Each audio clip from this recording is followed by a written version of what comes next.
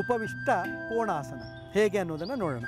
ನೋಡಿ, ಸುಖಾಸನದಲ್ಲಿ ದಂಡಾಸನದಲ್ಲಿ ಕೂತ್ಕೊಳ್ಳೋದು, ಎರಡೂ ಕಾಲನ್ನು ಎಷ್ಟು ಸಾಧ್ಯವಷ್ಟು ಅಗಲ ಮಾಡೋದು, ಬಲಕ್ಕೆ ಮತ್ತು ಎಡಕ್ಕೆ ಎಷ್ಟು ಸಾಧ್ಯವಷ್ಟು ಅಗಲಿಸಿ ಇಟ್ಕೊಳ್ಳೋದು. ಕಾಲಿನ ಹಿಮ್ಮಡಿ ನೆಲದಲ್ಲಿರಬೇಕು, ಪಾದದ ಬೆರಳುಗಳು ಆಕಾಶದ ಮಾರ್ಗವಾಗಿರಬೇಕು, ಮೇಲ್ಮುಖವಾಗಿರಬೇಕು ಮತ್ತು ಮಂಡಿಯ ಭಾಗ ನೇರ ಇರಬೇಕು. ಈ ಸ್ಥಿತಿಯಲ್ಲಿ ಪಾರ್ಶ್ವಚಾಲಿತ ಉಪವಿಷ್ಟ ಕೋಣಾಸನವನ್ನು ಹೇಗೆ ಮಾಡೋದು ಅನ್ನೋದನ್ನು ನೋಡೋಣ. ಉಸಿರು ತಗೊಳ್ತಾ ಎರಡೂ ಕೈಗಳನ್ನು ತಲೆಯ ಮೇಲಕ್ಕೆ ಎತ್ಕೊಳ್ಳೋಣ, ಭುಜದ ಸಮಾನಾಂತರವಾಗಿ ಇಟ್ಕೊಳ್ಳೋಣ. ಉಸಿರು ಬಿಡ್ತಾ ಸೊಂಟದ ಮೂಲವನ್ನು ಬಲಪಾರ್ಶ್ವಕ್ಕೆ ತಿರುಗಿಸ್ಕೊಳ್ಳೋಣ.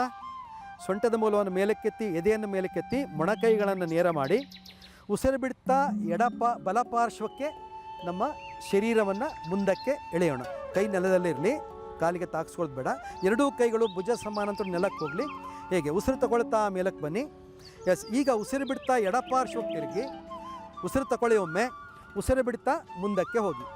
ಎಸ್, ಎಡಗಾಲಿನ ಮಂಡಿಯ ಮೇಲೆ, ಕಣಕಾಲ ಮೇಲೆ ತಲೆ ಇಡೋದು. ಉಸಿರು ತಗೊಳ್ತಾ ಹಾಗೆಯೇ ಮೇಲಕ್ಕೆ ಬನ್ನಿ.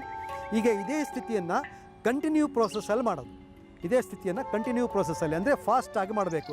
Breathe out, breathe in, breathe out, breathe in, breathe out, breathe in, breathe out, breathe in, breathe out, breathe in. ಏಕಂ ದ್ವೇ, ಏಕಂ ದ್ವೇ. ಇನ್ನು ಸ್ವಲ್ಪ ಫಾಸ್ಟ್ ಮಾಡೋಣ.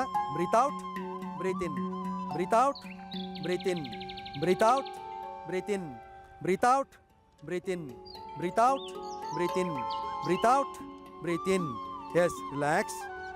ಕೈಗಳನ್ನು ಕೆಳಗಿಡಿ, ಕಾಲುಗಳನ್ನು ಹತ್ತಿರ ತನ್ನಿ, ಕೈಗಳನ್ನು ಹಿಂದಕ್ಕೆ ಕೊಡಿ, ನೆಲದಲ್ಲಿ ಕೊಡಿ ಹಿಂದಕ್ಕೆ, ಕಾಲುಗಳನ್ನು ಸ್ವಲ್ಪ ಅಗಲ ಮಾಡ್ಕೊಳ್ಳಿ. ಅಲ್ಲೇ ವಿಶ್ರಾಂತಿ ಹೊಂದಿ. ಶಿಥಿಲ ದಂಡಾಸನ ಸ್ಥಿತಿಯಲ್ಲಿ ವಿಶ್ರಾಂತಿ ಸ್ಥಿತಿ.